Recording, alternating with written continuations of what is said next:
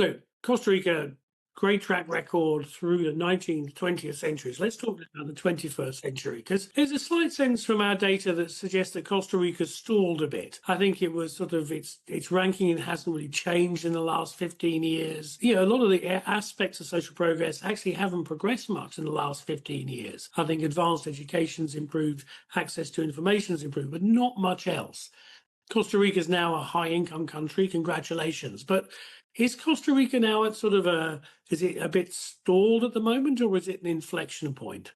Well, when you see the data, you see that there are some indicators that are keeping the trend, but others are things that are going into an inflection point, especially, for example, personal safety, advanced education. And this is part of a regional change of the context in terms of narco traffic, in terms of how the countries are collaborating or not collaborating in personal safety. This stuff changed a lot during the pandemic and after the pandemic. I think it's part of the impacts that are going beyond just health, but are affecting other dimensions and components of social progress. And on the other side, Costa Rica has been very efficient to generate this social welfare, but where they have the low-hanging fruit in the middle of the country, in the metropolitan area. Because when we measure the social progress index at cantonal level, what we are seeing are practically two Costa Ricas. The first one is the one that we mentioned at the beginning. It's very good,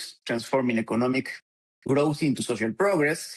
It's the place where they are developing technological clusters like the medical devices. Is where Intel has invested in their production and research. But when you go to the coast or the borders, you see a decrease in social progress. And I think that it's part of what is challenging the success of Costa Rica. We were very efficient to put social progress in the metropolitan area, but we are failing in terms of developing better schools, better health clinics, better opportunities in the other Costa Rica, in the coast and in the borders. So I think that part of the challenge is for the next century or for the next years, because we're going to have presidential elections, is how to increase social progress in those areas, in the other Costa Rica.